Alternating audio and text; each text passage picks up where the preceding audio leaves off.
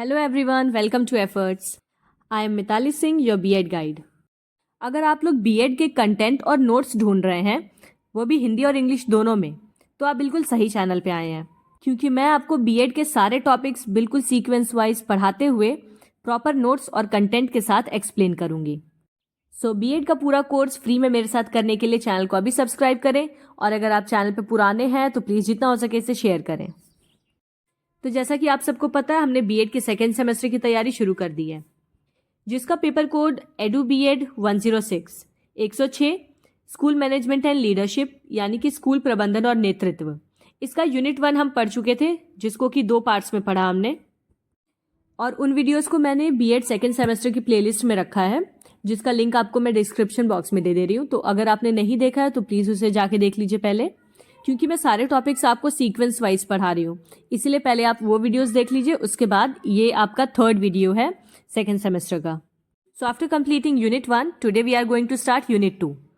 Unit 2 है functions of educational administration, शैक्षिक प्रशासन के कार्य।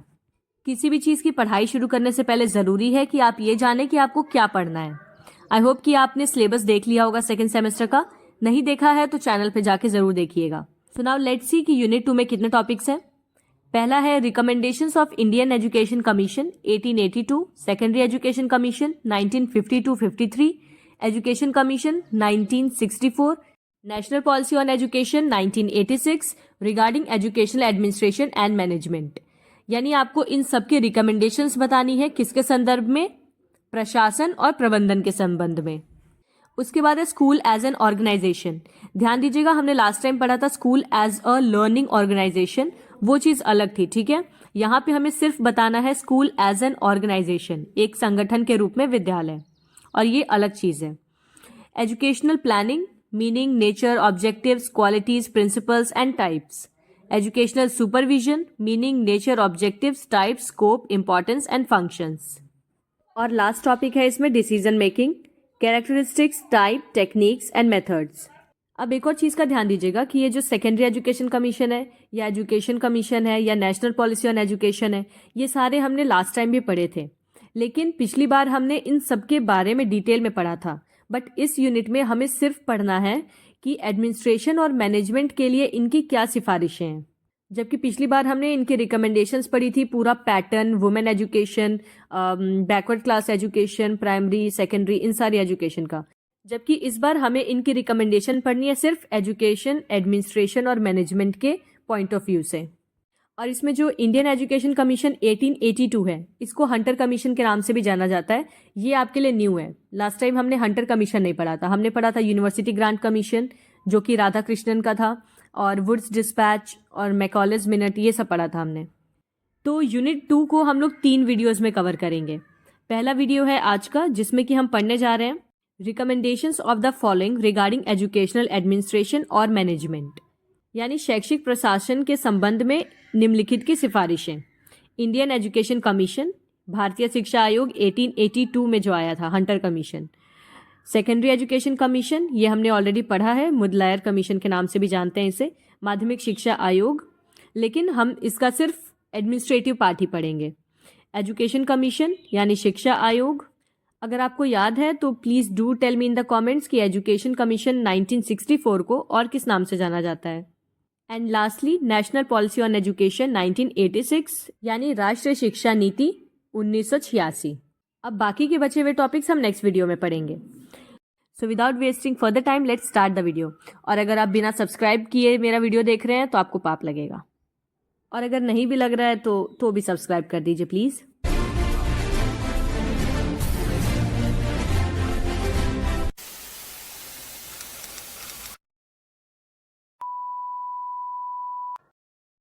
सबसे पहला टॉपिक है हमारा इंडियन एजुकेशन कमीशन, भारतीय शिक्षा आयोग 1882। इसको हंटर कमीशन भी कहते हैं। हंटर कमीशन को हम थोड़ा सा डिटेल में पढ़ेंगे, क्योंकि लास्ट टाइम फर्स्ट सेमेस्टर में हमने हंटर कमीशन नहीं पढ़ा था, और बाकी के जो कमीशंस हैं उनका रिकमेंडेशन हम सिर्फ एडमिनिस्ट्रेशन और मैनेजमेंट के पर्सपेक्टिव से ही पढ़ेंगे। तो जैसा कि मैं आपको हमेशा बताती हूँ कि the best way to write a scoring answer is always started with an introduction. In 1857, the Indians revolted against the East India Company, which shook the very foundation of the British rule in India. हम सबको पता है कि 1857 में भारतीयों ने east India company के खिलाफ विद्रोह चालू किया था, जिस विद्रोह ने भारत में ब्रिटिश शासन की नींव को हिला दिया था. After suppressing the revolt, the British government took the governance of British territory in India in her own hands. लगभग साल भर के अंदर ही ब्रिटिश ने विद्रोह को दबा दिया. विद्रोह को दबाने के बाद ब्रिटिश सरकार ने भारत में ब्रिटिश क्षेत्र का शासन अपने हाथों में ले लिया था. यानी कि वो सारी जगह जहां भी ब्रिटिश ईस्ट इंडिया कंपनी ने अपनी फैक्ट्री स्टैब्लिश कर रखी थी, वो सब अब ब्रिटिश के कंट्रोल में आ गई थी. Lord Canning was appointed the first governor general and viceroy of British India. The British Parliament passed the Indian Legislation Act in 1861, according to which 126 legislative councils were formed in all provinces and the Indians were given representations in them. अभी मैं आपको historical background बता रही हूँ कि Hunter commission शुरू क्यों हुआ, उसके पीछे की वजह क्या थी. ठीक है, तो जब आप अपना आंसर लिखेंगे तो इंट्रोडक्शन में ये चीज मेंशन करेंगे. Try to write at least 3-4 lines about historical background. तो सारी टेरिटरीज अपने हाथों में लेने के बाद लॉर्ड कैनिंग को ब्रिटिश भारत का पहला गवर्नर जनरल और वाइसरे बनाया गया. फिर 1861 में ब्रिटिश संसद ने एक भारतीय विधान अधिनियम पारित किया, यानी कि एक एक्ट जिसके अनुसार सभी प्रांतों में 126 विधान परिषदें बनाई गई. यानी जितनी भी टेरिटरीज थी उसमें टोटल 126 लेजिस्लेटिव असेंबलीज बनी, जिसमें कि भारतीयों को भी प्रतिनिधित्व दिया गया. The British rule thus gradually got firmly established in India. After strengthening the British rule in India, the government's attention was drawn towards the Indian education. और इस तरह से ब्रिटिश शासन धीरे धीरे भारत में मजबूती से स्थापित हो गया. जैसा कि हमने मैकॉलेज मिनट में भी पढ़ा था कि शासन के मजबूत होने के बाद सरकार का ध्यान भारतीय शिक्षा की ओर आकर्षित हुआ. मतलब अब वो चाहते थे कि इंडियंस को एजुकेट किया जाए. The missionaries' influence in Indian education had virtually came to an end after the Woods Dispatch in 1854. और जो 1854 में वुड्स डिस्पैच आया था, उसके बाद भारतीय शिक्षा में मिशनरियों का प्रभाव लगभग समाप्त हो गया था. मतलब मिशनरीज चाहते थे कि इंडिया में क्रिश्चियन या कैथोलिक एजुकेशन जो है वो दी जाए, तो वो चीज वुड्स डिस्पैच के बाद खत्म हो गई थी. In 1880, Lord Ripon was appointed the new Governor General and Viceroy of India. Finding it a propitious time, a representative committee of the General Council of Education in India met Lord Ripon. It placed its problem before the Viceroy and requested him to bring about change in the Indian education policy. Lord Canning के बाद 1880 में Lord Ripon को भारत का नया governor general और वाइसरे नियुक्त किया गया. सही समय पाते हुए भारत में जो जनरल काउंसिल ऑफ एजुकेशन थी, उसके एक प्रतिनिधि समिति ने लॉर्ड रिपन से मुलाकात की. इस समिति ने वाइसरे के सामने अपनी समस्याएं रखी और उनसे अनुरोध किया कि वो भारतीय शिक्षा नीति में कुछ परिवर्तन लाएं. Moreover, more than 25 years had lapsed since the implementation of Wood's Dispatch in 1854, and it was considered necessary to assess the development of education in the country and to remove the anomalies which had crept into it. Wood dispatch को लागू हुए लगभग 25 साल से भी ज्यादा का समय बीत चुका था, तो देश में शिक्षा के विकास का आकलन करना और उसमें व्याप्त विसंगतियों को दूर करने की अब जरूरत थी. मतलब 25 साल में एक बार तो चेक करना ही चाहिए कि आखिर किस तरह से एजुकेशन पॉलिसीज काम कर रही हैं. Therefore, on January 3, 1882, Lord Ripon appointed the Indian Education Commission. This commission had 20 members, of which 7 were Indians, namely Sayyid Mahmud, K.T. Telang, Anand Mohan Bose, P. Ranganand Mudliar, हाजी गुलाम, महाराजा जितेंद्र मोहन टैगोर और भूवेद मुखर्जी. ये सभी लोग जो भारतीय शिक्षा आयोग नियुक्त किया गया था 3 जनवरी 1882 को, उसमें 20 में से 7 भारतीय सदस्य थे. B.L. Rice, the Directorate of Public Instruction, Mysore, was the secretary of this commission. William Hunter was its chairman. Therefore, this commission is also known as Hunter Commission. B.L. Rice इस आयोग के सचिव थे और विलियम हंटर इसके अध्यक्ष थे. इसी वजह से इस आयोग को हंटर आयोग के नाम से भी जाना जाता है. अब जानते हैं कि इस रिपोर्ट में क्या था. Report of the commission. The commission first minutely went through the previous documents of the government concerning education, specially Wood dispatch. इस आयोग ने सबसे पहले शिक्षा से संबंधित सरकार के जो पिछले दस्तावेज थे, खास करके जो वुड्स डिस्पैच था, इसका सूक्ष्मता से अध्ययन किया. Thereafter, the members of the commission toured the various parts of the country for 7 months and made a comprehensive study of the contemporary education system. दस्तावेजों का अध्ययन करने के बाद आयोग के सदस्यों ने लगभग 7 महीनों तक देश के विभिन्न हिस्सों का दौरा किया और समकालीन शिक्षा प्रणाली का एक व्यापक अध्ययन किया, यानी जो अभी एजुकेशन सिस्टम चल रहा है उसके बारे में डिटेल्स इकट्ठा की. After a detailed discussion on the various aspects of education, the Commission prepared its report and submitted it to the government in 1883. फिर शिक्षा के विभिन्न पहलुओं पर विस्तृत चर्चा करने के बाद आयोग ने अपनी रिपोर्ट तैयार की और उसे 1883 में सरकार को सौंप दिया. Now let's see what were the recommendations of the Indian Education Commission 1882. It severely criticized the educational policy of the government. It opined that the government has been going against the directives of the dispatch.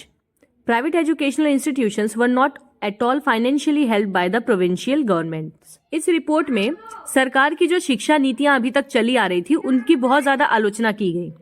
ये राय दी गई कि सरकार dispatch के निर्देशों के खिलाफ जा रही है. मतलब जैसा कि वुड्स डिस्पैच में बताया गया था उस तरह से कोई भी चीज फॉलो नहीं हो रही.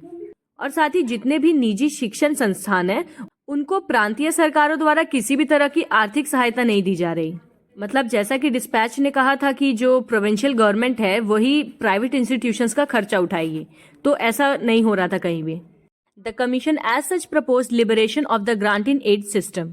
The government should refrain from establishing new educational institutions. Primary education should be handed over to the local bodies and secondary and collegiate education to responsible committees. आयोग ने सहायता अनुदान प्रणाली के उदारीकरण का प्रस्ताव रखा.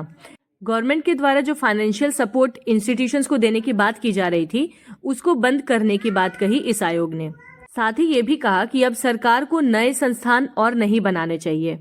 जितने भी बचे हुए स्कूल्स हैं अब, तो उनमें से जो प्राथमिक शिक्षा है उसको स्थानीय निकायों को सौंप देना चाहिए, जो लोकल बॉडीज हैं, और जो जिम्मेदार समितियां हैं उनको माध्यमिक और कॉलेज लेवल की जो शिक्षा है वो सौंप देनी चाहिए. The commission suggested 2 important measures for working out the policy. The government should curtail its educational activities and withdrawal from direct enterprise. It should organize a proper system of grant in aid. तो ये सब कुछ सुझाव देने के बाद आयोग ने नीति पे काम करने के लिए 2 महत्वपूर्ण उपाय सुझाए. सरकार को क्या करना चाहिए कि अपनी शैक्षिक गतिविधियों पर अंकुश लगाना चाहिए और प्रत्यक्ष उद्यम से हट जाना चाहिए. इसे सहायता अनुदान की एक उचित प्रणाली का आयोजन करना चाहिए. मतलब सबसे पहली चीज तो गवर्नमेंट जो भी एक्टिविटीज कर रही है एजुकेशन के नाम पे उसे रोक दे, और दूसरी चीज एक प्रॉपर सिस्टम बनाए ग्रांट इन एड का, यानी फाइनेंशियल सपोर्ट देने का एक प्रॉपर सिस्टम बनाए जिससे सरकार को भी नुकसान ना हो और इंस्टीट्यूशंस को भी फायदा हो सके. Besides teacher salary and scholarships to students, grants should also be given for the construction of school building, laboratory and library etc. शिक्षकों को जो वेतन दिया जाता है और छात्रों को जो छात्रवृत्ति मिलती है उसके अलावा स्कूल भवन, प्रयोगशाला और पुस्तकालय, इन सब के निर्माण के लिए भी अनुदान दिया जाना चाहिए. मतलब गवर्नमेंट को इन सब के लिए भी फाइनेंशियली सपोर्ट करना चाहिए. The rules for the grant in aid should be simplified and liberalized. The rules for the grant in aid should be made in conformity with the provincial needs. They should be made separately for different aspects. सहायता अनुदान के नियमों को सरल एवं उदार बनाया जाना चाहिए. सहायता अनुदान के नियम प्रांतीय आवश्यकताओं के अनुरूप बनाए जाने चाहिए. मतलब जितना गवर्नमेंट के पास अवेलेबल फंड है उसी हिसाब से ये ग्रांट इन एड का जो रूल है वो बनना चाहिए. और साथ ही इन्हें अलग अलग पहलुओं के लिए भी अलग अलग तरह से बनाया जाना चाहिए. मतलब प्राइमरी लेवल के लिए अलग रूल बने, सेकेंडरी के लिए अलग और हायर के लिए अलग. The schools should be inspected before taking decision on the application for grant in aid received from any school and for any aspect. No discrimination should be made while approving the grants to schools. Grants should be made available to schools without any delay. कोई भी विद्यालय अगर अनुदान सहायता प्राप्त करने के लिए आवेदन करना चाहता है, चाहे वो किसी भी पहलू के लिए हो, उनको आवेदन करने की परमिशन देने से पहले हर विद्यालय का निरीक्षण किया जाना जरूरी है. मतलब प्रॉपर इंस्पेक्शन जरूरी है कि सच में इस इंस्टीट्यूशन को ग्रांट इन एड की जरूरत है या नहीं है. तो ये तो थी हंटर कमीशन की कुछ कॉमन रिकमेंडेशंस. अब जानते हैं administration and finance of primary education, यानी प्राथमिक शिक्षा के प्रशासन और वित्त के बारे में इनका क्या सुझाव था. The Commission suggested to entrust the responsibility of administration and finance of primary education to the local bodies. It clearly stated that these local bodies will establish primary schools in their regions, appoint teachers in them, pay their salaries and shoulder all other expenses. आयोग ने प्राथमिक शिक्षा के प्रशासन और वित्त की जिम्मेदारी स्थानीय निकायों को सौंपने का सुझाव दिया। मतलब जो लोकल बॉडीज है वही प्राइमरी एजुकेशन को कंट्रोल करें।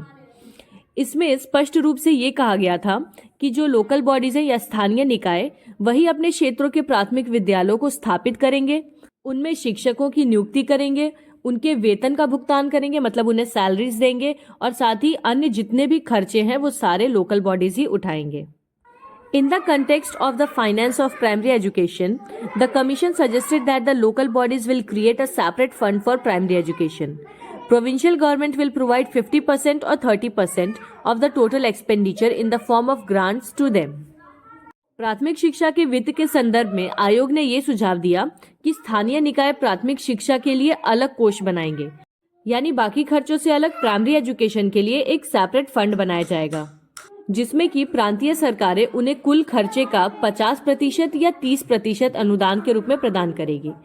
सीधी सी बात, लोकल बॉडी स्कूल इस्टेब्लिश करेंगे, उसमें टीचर्स को अपॉइंट करेंगे, उनको सैलरीज देंगे, लाइब्रेटरीज या क्लासरूम बनाने में जो भी खर्चा आ रहा है सब चीज करेंगे। जितना टोटल एक्सपेंडिचर आया होगा उस खर्चे को वो लोग प्रोविंशियल गवर्नमेंट को दिखाएंगे, और ये जो टोटल खर्चा आया होगा इसका 50% या फिर 30% प्रोविंशियल गवर्नमेंट पे करेगी उन्हें ग्रांट के रूप में। For the expansion of primary education, the commission emphasised on the encouragement of indigenous schools.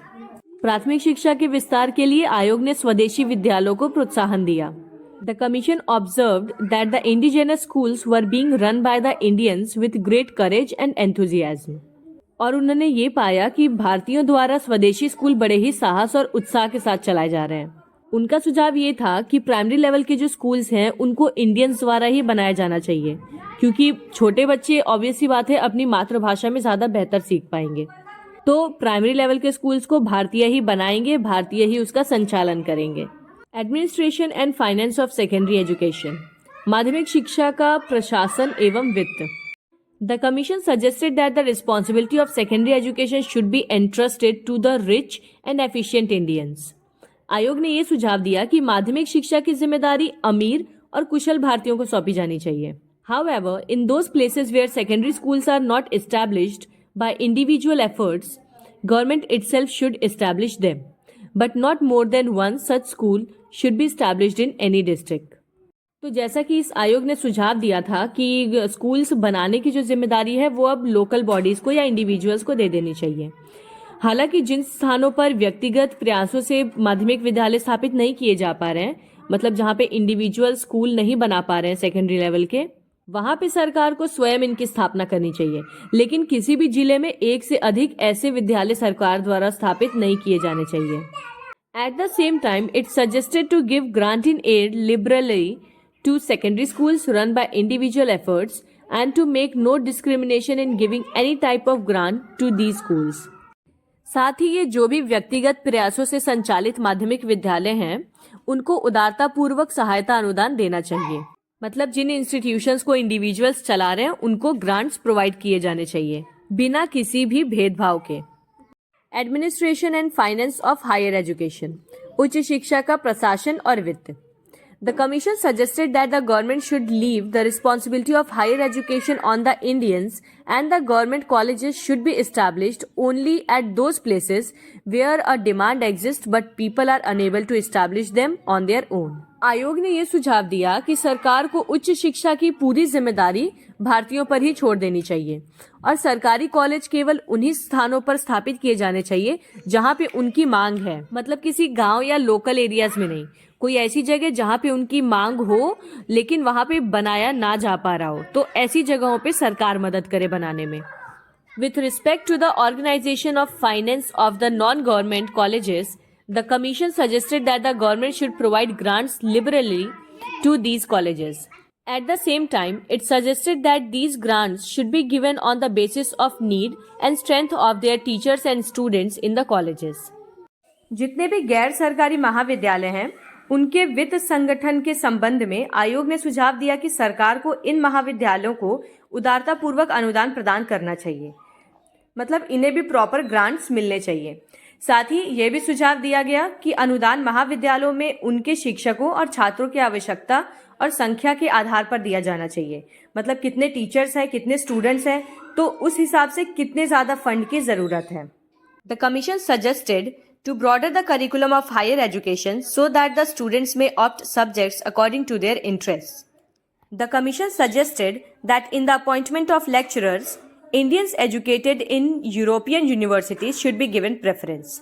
Scholarships should be arranged and the hostels should be made for the girl students. आयोग ने उच्च शिक्षा के पाठ्यक्रम को व्यापक यानी कि और ज़्यादा बड़ा गजिन बनाने की बात कही, ताकि छात्र अपनी रुचि के अनुसार विषयों का चयन कर सके। जो भी सब्जेक्ट या स्ट्रीम उन्हें पसंद है वो उसे चूज कर सके। आयोग ने सुझाव दिया कि व्याख्याताओं की नियुक्ति के लिए यानी लेक्चरर्स अपॉइंट करने के लिए यूरोपीय विश्वविद्यालयों में शिक्षित भारतीयों को प्राथमिकता दी जानी चाहिए, यानी ऐसे इंडियंस जो कि यूरोपियन यूनिवर्सिटी से एजुकेशन लेके आए हों। और छात्रों के लिए छात्रवृत्ति की भी व्यवस्था की बात की गई। साथ ही जो लड़कियां हैं उनके लिए छात्रावास भी बनाने को कहा गया। हंटर कमीशन तो मैंने आपको पूरा डिटेल में पढ़ा दिया, लेकिन अब बाकी के कमीशंस की जो रिकमेंडेशंस हैं वो मैं केवल आपको एडमिनिस्ट्रेशन और मैनेजमेंट के पर्सपेक्टिव से ही बताऊंगी। अगर आप डिटेल में बाकी सारे कमीशंस को भी पढ़ना चाहते हैं तो इन सारे वीडियोस को मैंने बीएड फर्स्ट सेमेस्टर की प्लेलिस्ट में रखा हुआ है। डिस्क्रिप्शन बॉक्स में आपको बीएड फर्स्ट सेमेस्टर की लिंक मिल जाएगी, तो आप वहां जाके उन वीडियोस को देख सकते हैं। सेकेंडरी एजुकेशन कमीशन, माध्यमिक शिक्षा आयोग 1952 से 53, इसको मुदलियार कमीशन भी कहते हैं। Secondary education commission was appointed under the chairmanship of doctor A Lakshmana Swami Mudaliar. It was to study the existing position of secondary education and to suggest measures for its reorganization and improvement. It was also known as Mudaliar commission. Doctor A Lakshmana Swami Mudaliar की अध्यक्षता में माध्यमिक शिक्षा आयोग की नियुक्ति की गई थी। इसका उद्देश्य था कि माध्यमिक शिक्षा की जो मौजूदा स्थिति है उसका अध्ययन करना और इसके पुनर्गठन और सुधार के लिए उपाय सुझाना। मतलब इसका मेन फोकस था सेकेंडरी एजुकेशन पे, उसकी कंडीशंस को जानना और उसके लिए क्या इम्प्रूवमेंट किए जा सकते हैं उन्हें बताना। जो कि इसके अध्यक्ष मुदलियार जी थे, इसलिए इसे मुदलियार आयोग के नाम से भी जाना जाता है।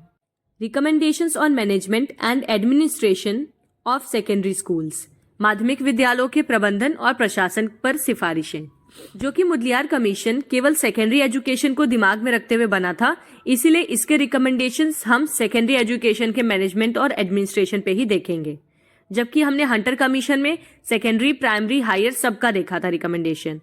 The commission has given the following suggestions in this respect. आयोग ने इस संबंध में निम्नलिखित सुझाव दिए। The post of education director should be equivalent to the joint secretary of the secretariat and he should advise the minister in this capacity. इनके अनुसार शिक्षा निदेशक का जो पद है वो सचिवालय के संयुक्त सचिव के समकक्ष होना चाहिए और उसे इस क्षमता में मंत्री को सलाह देनी चाहिए। Central and state committees should be organised for giving advice on secondary education. साथ ही माध्यमिक शिक्षा पर सलाह देने के लिए एक केंद्रीय और राज्य समिति का गठन किया जाना चाहिए। The district inspector of school should not only find faults with the teachers but should also assist them in performance of their duties. They should solve their problems arising from time to time and should acquaint them with latest developments in the field of education. जिला विद्यालय निरीक्षक को, मतलब जो inspection के लिए आ रहा है स्कूल्स में, उस इंस्पेक्टर को न केवल शिक्षकों की गलतियां निकालनी चाहिए बल्कि उन्हें उनके कर्तव्यों के पालन में सहायता भी करनी चाहिए। मतलब ये नहीं कि बस वो मिस्टेक्स बताते जाए, ये कमी है या वो कमी है, बल्कि उन कमियों को सुधारने के लिए उसे सॉल्यूशंस भी बताने चाहिए। उन्हें समय समय पर उत्पन्न होने वाली समस्याओं का समाधान करना चाहिए और शिक्षा के क्षेत्र में जितने भी नवीनतम विकास हो रहे हैं उनसे शिक्षकों को परिचित कराना चाहिए। मतलब एजुकेशन फील्ड में जितनी भी नई नई टेक्नोलॉजीज आ रही है, जो भी नए नए तरीके आ रहे हैं पढ़ाने के, उन सब चीज़ों के बारे में भी इंस्पेक्टर को बताना चाहिए। The secondary education board should be organised under the chairmanship of education director who should arrange for secondary education in his state. शिक्षा निदेशक की अध्यक्षता में ही माध्यमिक शिक्षा बोर्ड का गठन किया जाना चाहिए, जो अपने राज्य में माध्यमिक शिक्षा की व्यवस्था करे. A board for teachers training should be established. New schools should be recognized only when they fulfill all conditions. शिक्षकों के प्रशिक्षण के लिए भी बोर्ड की स्थापना की जानी चाहिए जिसमें टीचर्स को प्रॉपर ट्रेनिंग दी जा सके. और जो नए स्कूल बन रहे हैं उनको तभी मान्यता दी जाए जब वो सभी शर्तें पूरी करें। The state government should organize a committee for management and administration of schools. This committee should be responsible for the management and administration of schools, but it must not interfere with the work of the principal. राज्य सरकार को स्कूलों के प्रबंधन और प्रशासन के लिए एक समिति का गठन करना चाहिए और ये समिति स्कूल के प्रबंधन और प्रशासन के लिए जिम्मेदार होंगी, लेकिन इस समिति को कोई अधिकार नहीं होगा कि वो प्रधानाचार्य के काम में हस्तक्षेप करे। मतलब प्रिंसिपल स्कूल को अपने अकॉर्डिंग चलाएगा। ओके, अगर आप लोगों ने ये सारे कमीशंस फर्स्ट सेमेस्टर में पढ़े थे तो क्या आप मुझे कमेंट में बता सकते हैं कि कौन सा कमीशन सबसे पहले आया था और कौन सा सबसे लास्ट में? Hunter commission, Wood's dispatch, Macaulay's minute, Mudaliar commission या कोठारी कमीशन, राधाकृष्णन कमीशन, इन सब का सीक्वेंस मुझे आप कमेंट्स में लिख के बताइए। एजुकेशन कमीशन यानी शिक्षा आयोग 1964 से 66, जिसे कोठारी कमीशन भी कहते हैं। In 1964, the government of India appointed the Education Commission under the chairmanship of Dr. K.S. Kothari. Hence, it was also known as Kothari Commission Report. They submitted its recommendation in 1966. 1964 में भारत सरकार ने doctor KS. Kothari की अध्यक्षता में भारतीय शिक्षा आयोग की नियुक्ति की थी, इसलिए इसे कोठारी आयोग के नाम से भी जाना जाता है। उन्होंने 1966 में इसकी सिफारिश प्रस्तुत की, मतलब लगभग 2 साल इन्होंने इस पे काम किया और 1966 में रिपोर्ट प्रेजेंट की अपनी। वीडियो के एंड में मैं आपको बताऊंगी कि इस यूनिट से किस तरह के क्वेश्चंस आपसे पूछे जा सकते हैं। The commission's main duty was to advise the government on the national pattern of education and on general principle and policies for the development of education at all stages and in all aspects. इस आयोग का मुख्य कर्तव्य ये था कि सरकार को शिक्षा के राष्ट्रीय पैटर्न और सभी चरणों व पहलुओं में शिक्षा के विकास के लिए सामान्य सिद्धांत और नीतियों की सलाह दे सके। मतलब देश में अभी एजुकेशन का क्या पैटर्न चल रहा है, किस स्टेज पे किस तरह की डेवलपमेंट करानी है, इस तरह की चीजों पे सलाह देना था। अगेन ये इंपॉर्टेंट लाइन है, मैंने लास्ट टाइम भी आपको बताया था। The opening sentence of the commission was the destiny of India is now being shaped in her classrooms, denotes the value of education that determines the level of prosperity, welfare and security of people and future of the country. आयोग की जो report थी उसका प्रारंभिक वाक्य क्या था कि भारत का भाग्य अब उसकी कक्षाओं में आकार ले रहा है। ये वाक्य शिक्षा के मूल्य को दर्शाता है और लोगों की समृद्धि, कल्याण और सुरक्षा और साथ ही देश के भविष्य का स्तर निर्धारित करता है। नाउ लेट्स सी कि एडमिनिस्ट्रेशन और मैनेजमेंट के बारे में कोठारी कमीशन की क्या सिफारिशें थी। It will be advantageous to have a broadly uniform educational structure in all parts of the country. The ultimate objective should be to adopt the 10+2+3 pattern, the higher secondary stage of 2 years being located in schools, colleges or both according to local conditions. इनका कहना था कि देश के सभी हिस्सों में मोटे तौर पर एक समान शैक्षिक संरचना बनाना फायदेमंद होगा। अंतिम उद्देश्य होना चाहिए कि 10+2+3 के पैटर्न को अपनाया जाए और 2 साल का उच्चतर माध्यमिक चरण स्थानीय परिस्थितियों के अनुसार स्कूल, कॉलेज या फिर दोनों स्थितियों में देना चाहिए। The reconstruction of education on the lines indicated above will need additional outlay. The aim should be gradually to increase the investment in education so as to reach a level of expenditure of 6% of the national income as early as possible. ऊपर बताई गई तर्ज पर शिक्षा के पुनर्निर्माण के लिए अतिरिक्त परिव्यय की आवश्यकता होगी। लक्ष्य धीरे धीरे शिक्षा में निवेश बढ़ाना होना चाहिए ताकि जितनी जल्दी हो सके राष्ट्रीय आय के 6% के व्यय के स्तर तक पहुंचा जा सके। इट मीन्स कि धीरे धीरे करके एजुकेशन में इन्वेस्टमेंट को बढ़ाना चाहिए तब तक जब तक कि वो एटलीस्ट नेशनल इनकम का 6% ना पहुंच जाए। The government of India recognises that reconstruction of education is no easy task. Not only the resources scarce, but the problems are exceedingly complex. Considering the key role which education, science and research play in developing the material and human resources of the country, the Government of India will, in addition to undertaking programs in the central sector, assist the state governments for the development of programs of national importance where coordinated action on the part of the states and the center is called for. Bharat सरकार मानती है कि शिक्षा का पुनर्निर्माण कोई आसान काम नहीं है। न केवल संसाधन भयावह है, मतलब कि संसाधनों की कमी ये चिंता का विषय है, बल्कि समस्याएं भी अत्यधिक जटिल हैं। देश की सामग्री और मानव संसाधनों को विकसित करने में शिक्षा, विज्ञान और अनुसंधान की महत्वपूर्ण भूमिका को ध्यान में रखते हुए भारत सरकार केंद्रीय क्षेत्र में कार्यक्रम शुरू करने के अलावा राष्ट्रीय कार्यक्रमों के विकास के लिए राज्य सरकारों की भी सहायता करेगी। मतलब शिक्षा की गुणवत्ता और उसके स्तर को बढ़ाने के लिए जो केंद्र सरकार है वो न केवल केंद्र पे बल्कि राज्य सरकारों को भी मोटिवेट करेगी कि वो अपने अपने राज्य में शिक्षा के स्तर को बढ़ाने की तरफ कार्यक्रम आयोजित करें। The Government of India will also review every 5 years the progress made and recommend guidelines for future development. Bharat सरकार भी हर 5 साल में हुई प्रगति की समीक्षा करेगी। मतलब हर 5 साल में इंस्पेक्शन होंगे स्कूल्स के और भविष्य के विकास के लिए दिशा निर्देशों की सिफारिश करेगी। इंस्पेक्शन के बाद जितने भी कमियां लगेंगी उनको सुधारने के लिए वो सॉल्यूशंस या रिकमेंडेशंस देते रहेंगे। लास्ट टॉपिक है हमारा नेशनल पॉलिसी ऑन एजुकेशन, राष्ट्रीय शिक्षा नीति 1986। The concept of a national system of education implies that up to a given level, all students, irrespective of caste, creed, location, or sex, have access to education of a comparable quality. To achieve this, the government will initiate appropriately funded programs. राष्ट्रीय शिक्षा प्रणाली की अवधारणा का तात्पर्य है कि एक निश्चित स्तर तक सभी छात्रों को जाति, पंथ, स्थान या लिंग के बावजूद किसी भी तरह के भेदभाव के बिना तुलनीय गुणवत्ता की शिक्षा तक पहुंच प्राप्त हो। इसे प्राप्त करने के लिए सरकार उचित रूप से वित्त पोषित कार्यक्रम शुरू करेगी।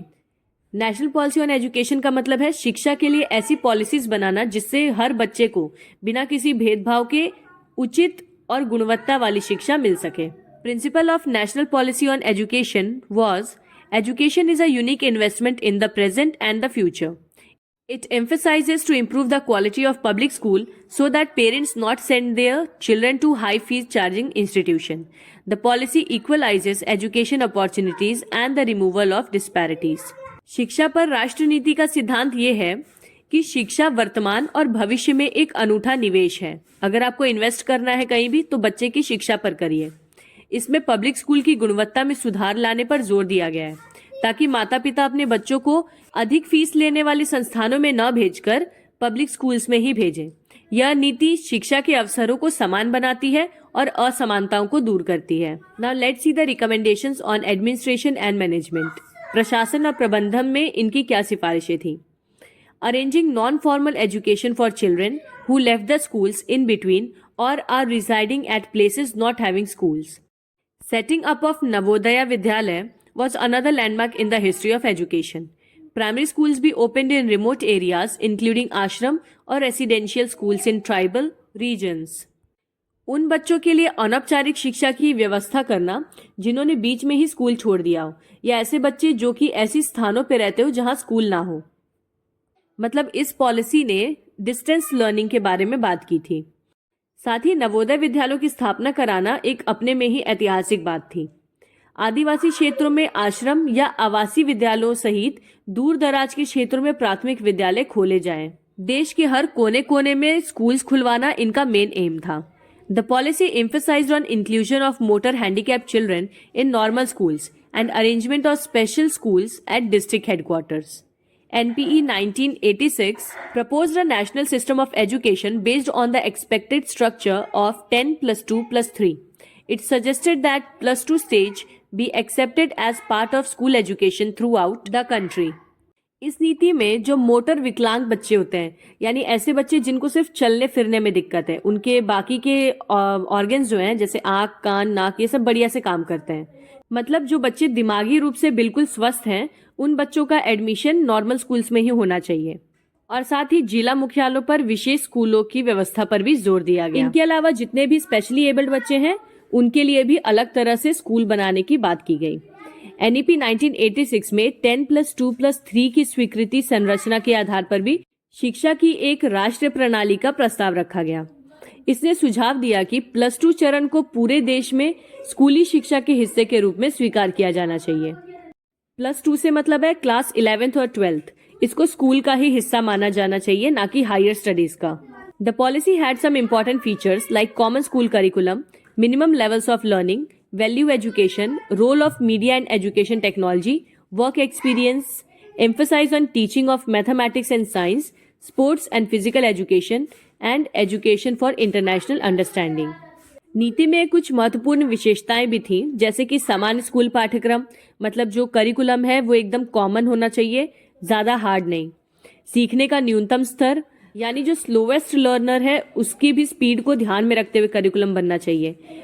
मीडिया और शिक्षा प्रौद्योगिकी की भूमिका, कार्य अनुभव, गणित और विज्ञान के शिक्षण पर जोर, खेल और शारीरिक शिक्षा और अंतर्राष्ट्रीय समझ के लिए शिक्षा।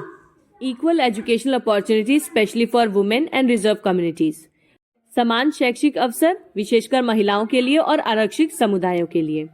From expending scholarships to recruiting more teachers from reserve categories and incentives for poor families to send their children to school regularly.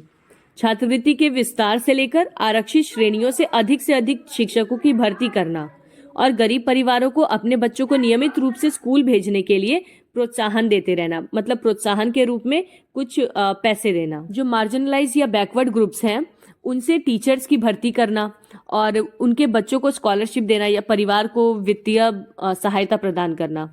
It also extended the Open University system with the inauguration of Indira Gandhi National Open University in 1985, emphasized adult education.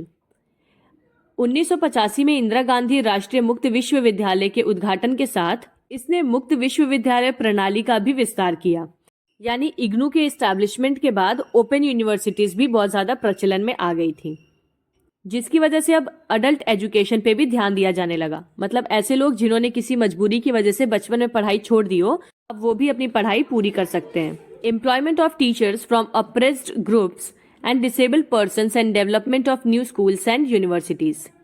तो वही चीज है, जितने भी उत्पीड़ित समूह हैं और या विकलांग व्यक्ति हैं उनमें से शिक्षकों को रोजगार देना और नए स्कूल और विश्वविद्यालयों का विकास करना। So that is it for today. I hope आपको टॉपिक बहुत ही अच्छे से समझ आया होगा। हाँ, तो जैसा कि मैंने आपसे कहा था, मैं वीडियो के एंड में आपको बताऊंगी कि किस तरह के क्वेश्चंस आपसे इस यूनिट से पूछे जा सकते हैं। दो तरह के क्वेश्चन पूछे जा सकते हैं। एक तो हो सकता है कि आपसे सेपरेटली कमीशंस की रिकमेंडेशन पूछ ले एडमिनिस्ट्रेशन और मैनेजमेंट पे, या फिर सबका कलेक्टिवली पूछ लें।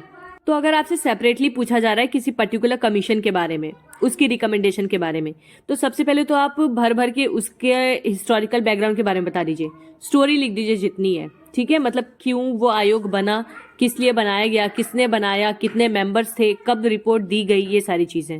और उसके बाद जो रिकमेंडेशंस है वो लिख दीजिए। फिर आंसर को इसी तरह से थोड़ा लंबा खींचिए, ठीक है।